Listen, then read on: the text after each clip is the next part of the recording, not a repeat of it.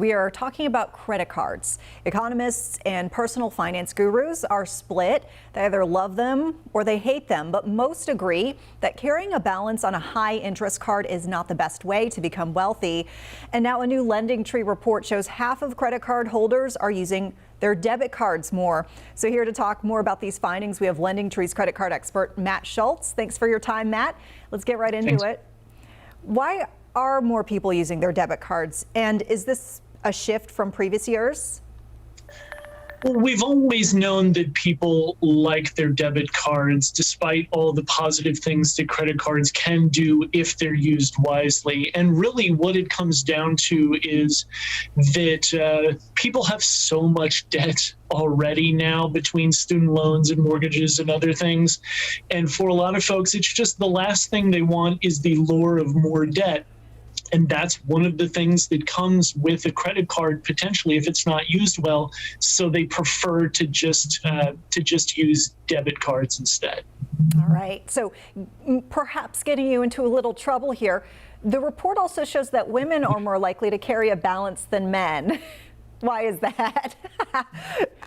Yeah, we've seen that many times, and the truth is that women face a lot of economic headwinds that men may not, whether it is lower pay, the likelihood of being the single parent in a household, lots of other things like that. So we see a lot of times where women are more likely to carry balances, more likely to struggle, and there are plenty of reasons for that. Wow. Very interesting. So another one of the really interesting points that we saw in this report is low income and six-figure income earners. So kind of, you know, on either side here, both tend to carry a balance, but folks in the middle don't. Why would that be? Yeah, it's interesting. Lower income folks tend to carry debt because they don't have a choice. Higher income folks can carry debt because they're not that worried about accruing a little bit of interest, and they see it as a short-term loan to do things like home remodeling or to start a small business.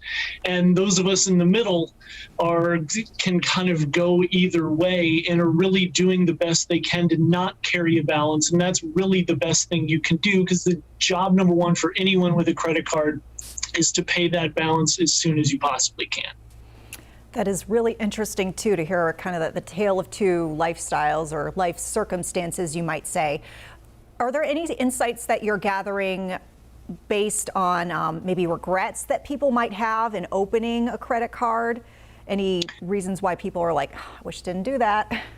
Yeah, there's always going to be cases of buyer's remorse when it comes to credit cards. And our survey found that about 1 in 4 folks said that they have regretted it. And a lot of that comes from just not taking the time to make sure you know what you're getting into before you apply. That's especially the case when it comes to retail cards. We've all been at a checkout counter and offered that 15% discount if you sign up for a card, but that can be a really troubling thing. And people make bad decisions when they don't take the time to be smart about it, and this can certainly be one of those cases. Yeah, who can relate to being on an airplane, a captive audience, and they're passing around the applications for the no doubt for the miles. Matt Schultz, thanks so much for your time. We appreciate the insights. Very interesting.